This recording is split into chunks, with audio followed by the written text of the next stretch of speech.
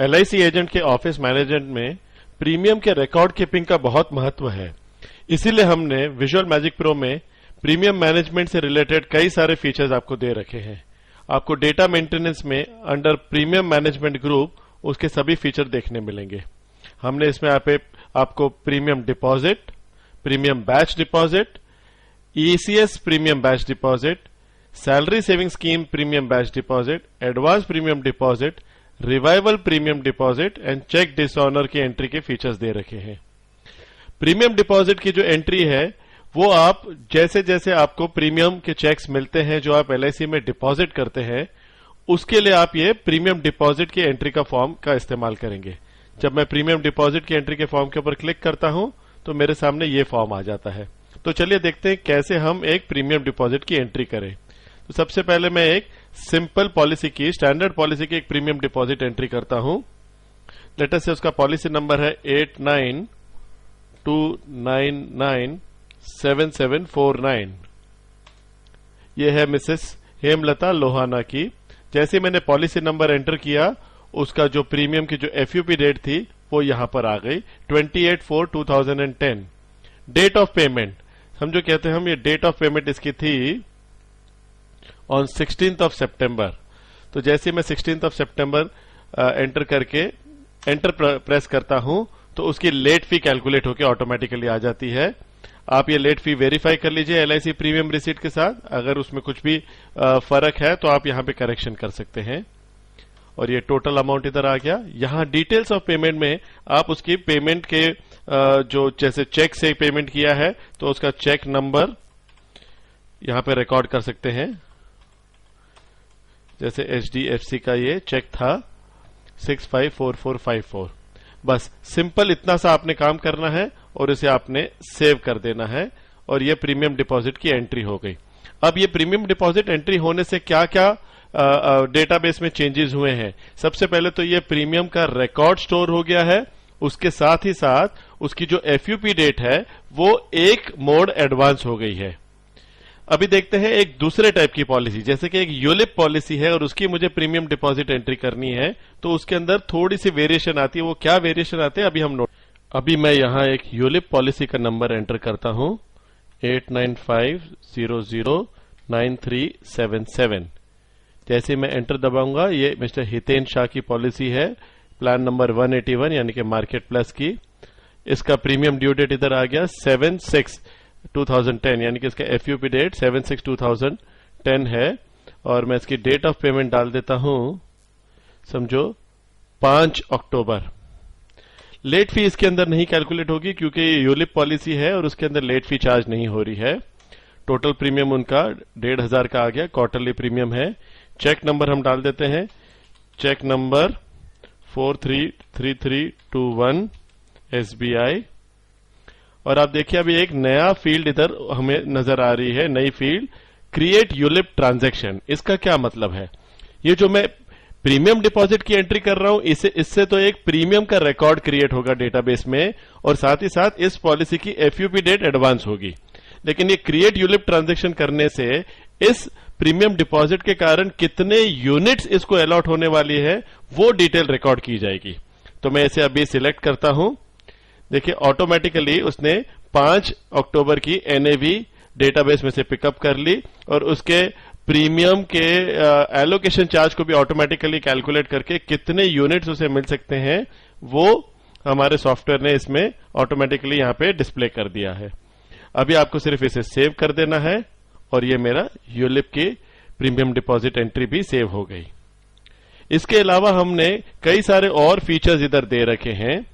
तो let us see what is the benefit of various other features that we have provided. तो ये premium batch deposit का जो form अभी हम ओपन करते हैं, प्रीमियम बैच डिपॉजिट एंट्री जैसे कि नाम से ही आपको इंडिकेशन मिल रही होगी, बैच डिपॉजिट यानी कि एक ग्रुप ऑफ एंट्री आप एक ही फॉर्म से कर सकते हैं। एक सिचुएशन के एग्जाम्पल से मैं आपको समझाता हूं। समझो कि आज 6 तारीख है और आज के दिन में मेरे पास में कई सारे चेक्स आए हैं। तो पहले मैं सिलेक्ट करूंगा ग्रुप्स, किन किन के मेरे पास पेमेंट आई है। समझो मैं इसमें दे देता हूं अरविंद नायक अरविंद नायक की फैमिली से मुझे एक चेक मिला है, महेश शेट्टी के फैमिली से भी मुझे चेक मिला है, प्रदीप शेठ के फैमिली से मुझे चेक, और लास्टली एक सिद्धार्थ नायक के फैमिली से मुझे चेक मिला है। अब मैंने ये 4 पार्टी जिनके मेरे पास चेक्स आए हैं इनको मैं यहां पे सिलेक्ट कर लेता हूं और यहां पे डेट देता हूं। ये सब ड्यू डेट 1 सितंबर से लेके 30 सितंबर के बीच की ड्यू डेट वाले चेक्स हैं जो मुझे 6 तारीख को मिले हैं, और मैं ये प्रोसेस बटन पे क्लिक करता हूं। अब आप देखिए इनके जितने चेक्स आए हैं उनकी फैमिली के जितने भी प्रीमियम्स ड्यू हुए थे वो मेरे सामने इधर लिस्ट हो गए हैं। अब मुझे सिर्फ देखना है कि किस किस की पेमेंट मुझे आ गई है, तो मैं इसे सॉर्ट कर लेता हूं एक बार यहां पे क्लिक करके।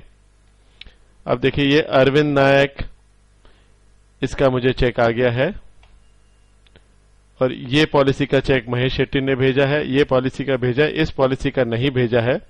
प्रदीप सेठ ने ये इतनी सारी पॉलिसी का चेक मुझे भेज दिया है, संजना जी का उन्होंने चेक मुझे नहीं भेजा है, और सिद्धार्थ जी ने मुझे तीनों चेक्स दे दिए हैं। अब मैं इनके सामने जो जो उनके रिमार्क्स लिखना चाहूं, समझो कि चेक नंबर, ये मैं इधर फिल कर सकता हूं, तो इस कॉलम में मैंने ये सब फिल कर दिया समझो, और फिर मैंने इसको सिर्फ सेव कर देना है। अब आप देखिए मैंने कितने सारे रिकॉर्ड्स टिक किए हैं, 1 2 3 4 5 6 7 8 9 10 11 12, और ये सेव करने से ये मुझे एक बार वेरीफाई कर रहा है कि आपको इतने सारे प्रीमियम डिपॉजिट एंट्री सेव करनी है क्या, तो मैंने कहा यस, और ये इतने सारे प्रीमियम ट्रांजैक्शंस सेव हो गए।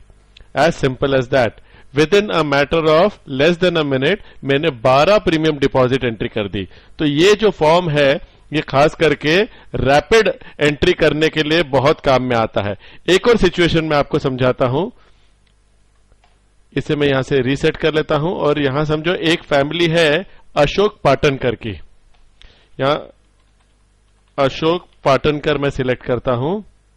ये अशोक पाटनकर ने मुझे एक चेक भेजा है उनके वेरियस पॉलिसी के, और मैं इसे प्रोसेस कर लेता हूं। तो देखिए ये अशोक पाटनकर जी ने कितने सारे चेक भेज दिए, कितने सारे पॉलिसी का प्रीमियम भेजा है, इतने सारे पॉलिसी का। अभी सभी का अगर एक कॉमन चेक भेजा है तो मुझे इतनी बार इधर रिमार्क फिल करने की जरूरत नहीं है। एक बार मैं रीसेट करता हूं। प्रोसेस करने से पहले मैंने इधर लिख दिया चेक नंबर ऑफ एसबीआई, और फिर मैं इसे यहां पे प्रोसेस कर देता हूं। तो देखिए ऑटोमेटिकली ये रिमार्क इतनी जगह ऑटोमेटिकली फिल होके आ गया। अब मैंने यहां पे सिर्फ एक सिलेक्ट ऑल कर देना है और इसे सेव कर देना है। अब ये इनके सभी पॉलिसीज के प्रीमियम डिपॉजिट एंट्री बन गई, उनके रिस्पेक्टिव एफयूपी डेट्स एडवांस हो गई। तो ये है प्रीमियम डिपॉजिट की जो बैच एंट्री है उसका फॉर्म। उसी तरह से ये ECS premium batch deposit entry, ये आपको ईसीएस मोड के जितनी पॉलिसीज हैं उनके डेबिट्स जो हुए उसको रिकॉर्ड करने में आपको सहायता देगी।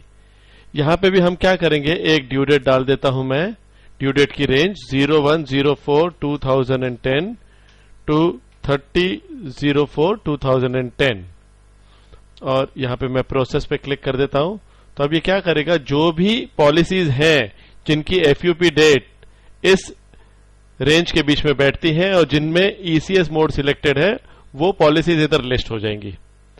अभी आपको सिर्फ बताना है इनके प्रीमियम की पेमेंट हो गई है कि नहीं हो गई है, और यहां पे देखिए हमने डाल दिया इसकी जो पेमेंट डेट के हिसाब से। देखिए पेमेंट डेट भी ऑटोमेटिकली इधर आ गई है as per the debit day rules of LIC. तो मैं कहता हूं हाँ इसकी आ गई है पेमेंट, ये इसकी भी हो गई, इसकी भी हो गई, ये मिस हो गया, ये मिस हो गया है, ये हो गया है, हो गया है, हो गया है, हो गया, हो गया है। बस सिंपल, मैंने एक बार ये मार्किंग कर दी कि इनकी ईसीएस की पेमेंट आ गई है, तो और मैंने यहां पे सेव का बटन क्लिक कर दिया, तो ये प्रीमियम डिपॉजिट एंट्री जो इनकी क्रिएट कर देगा वाया ईसीएस मोड, और ये प्रीमियम डिपॉजिट एंट्री सेव हो गई। Similarly SSS premium batch deposit भी वही तरीके से करना है, लेकिन ये सैलरी सेविंग पॉलिसीज के लिए है। तो आपने इसमें सबसे पहले पीए कोड सिलेक्ट करना है और उसके बाद में आपने मंथ एंड ईयर कौन से महीने का प्रीमियम आया है वो लेना है और प्रोसेस करना है, और उसी तरह से आपने सिलेक्ट करके ये सेव बटन क्लिक कर देना है। एडवांस प्रीमियम डिपॉजिट, जैसे आप जानते होंगे कि एलआईसी ने एडवांस प्रीमियम की एक फैसिलिटी दे रखी है, जहां पे आप अगले 5 साल का प्रीमियम एडवांस में दे सकते हैं और उसके लिए एलआईसी आपको एक डिस्काउंट भी देती है। तो ये फैसिलिटी काफी पॉपुलर हो गई है, खास करके एनआरआई कस्टमर्स के साथ, जो कि एक बार आके अगले 2 साल 3 साल 4 साल का प्रीमियम दे देते हैं। ये फैसिलिटी तो दी गई है, लेकिन विजुअल मैजिक प्रो में हमने इसे रिकॉर्ड करने का भी एक फीचर दे रखा है। तो जो भी एडवांस प्रीमियम दे रहे हैं उसकी एंट्री आपने यहां से रिकॉर्ड करनी है। फॉर एग्जाम्पल, मैं यहां पॉलिसी नंबर लेता हूं, एक पॉपअप से उठा लेता हूं, कोई भी एक रैंडम पॉलिसी नंबर उठा रहा हूं, समझो निखिल खन्ना है। अभी निखिल खन्ना जी का एफयूपी डेट देखिए जो है वो ऑलरेडी एडवांस हो चुका हुआ है। यहां पे मैं जो ट्रांजैक्शन नंबर है उनके एडवांस प्रीमियम का वो फिल कर दूंगा, जो उनके प्रीमियम की रिसीट में आया है, और डेट ऑफ पेमेंट मैं ले लेता हूं 05/10/2010। How many premiums is paying in advance? मैंने कहा वो 3 प्रीमियम एडवांस में पे कर रहा है, तो ऑटोमेटिकली यहां पे premium due from and premium due date up to, कहां तक की प्रीमियम पेमेंट की है वो इधर आ गया। मैं इसे जब एंटर दबाऊंगा, आप देखिए ऑटोमेटिकली टोटल प्रीमियम कितना वो पे कर रहे हैं, उस पर डिस्काउंटिंग कितने होने वाली है, कितना उनको डिस्काउंट मिला और नेट अमाउंट कितना जा रहा है, वो यहां पे कैलकुलेट होके आ गया। अब आपने इसे सिर्फ सेव कर देना है। तो इससे क्या होगा कि ये रिकॉर्ड तो सेव हो जाएगा, साथ ही साथ इस पॉलिसी की एफयूपी डेट 2014 तक एडवांस हो जाएगी, क्योंकि ये ईयरली है, वो 11, 12 और 13 की पेमेंट दे रहे हैं, तो इसकी एफयूपी डेट बन जाएगी 2014 की। तो मैं इसे सेव कर देता हूं और ये मेरा रिकॉर्ड एडवांस प्रीमियम का सेव हो गया।